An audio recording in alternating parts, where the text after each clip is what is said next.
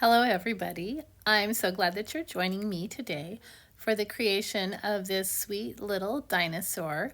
Draw with me as I make this birthday card for my daughter, or just relax and enjoy watching, and I'll keep you company.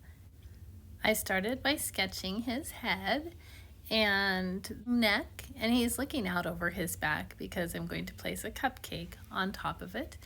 Then I made this long sweeping tail, and I just did sort of a rough sketch to begin with. Knowing the shape I wanted these funny little feet and a long low tummy, and there's that back leg, nice and wide. And then I just went and adapted as I went. You can see me lift the tummy a little more, sketching the tail shape down a bit. I went back up and did some erasing so that I could adjust the foot and the tail and the tummy a little bit more. And then I took a look at the head and thought it would be a little more sweet if it was a flat-headed dinosaur. And I gave his nose a little more definition and placed his eye. A little more adjustment at the tail and that hind leg, and then I felt ready to put the cupcake on the top. After placing the base and getting the side angles, which were a little tricky, I just put a nice oval on the top and then stuck a candle right. I thought it was in the middle, but later I see that it's not. I wanted to frame this dinosaur in his environment, so I made some chunky tropical leaves on the left side. They look sort of palm-like to me. I filled in some of that white space down at the bottom with a couple big chunky rocks. And then for balance, up on the right, I placed some hanging vines. Here comes the eraser again, because I noticed his neck looked a little bulbous, and so I wanted to smooth it up and make it a little straighter, and then also make his chest move out a little. To make this picture pop, I got my fine point Sharpie out and outlined those leaves up at the top, which I'll be coloring in later. And then I went over to the other side of the page and I re-envisioned those vines as 3 long hanging vines. Continuing to try and frame this dinosaur, I made the shortest vine closest to the middle and then longer as they go out.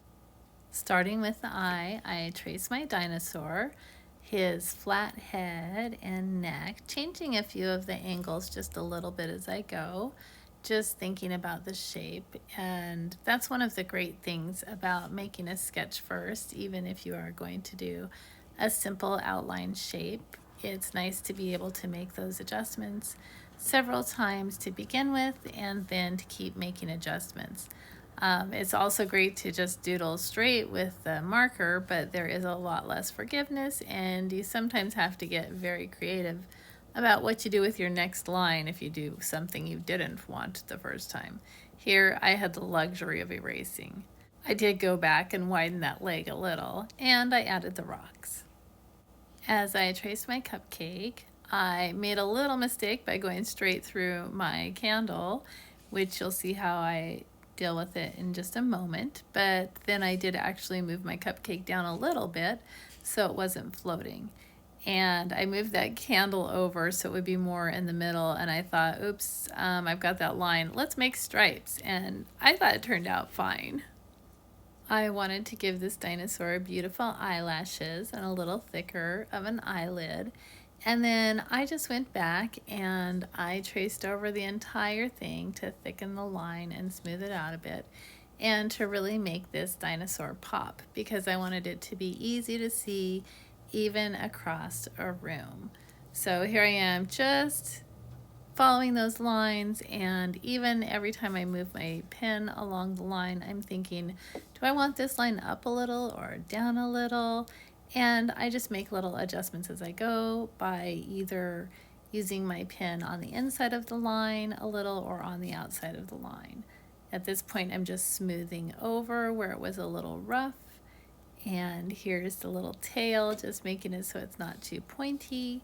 I love the look of these simple drawings with the big bold lines and a splash of color.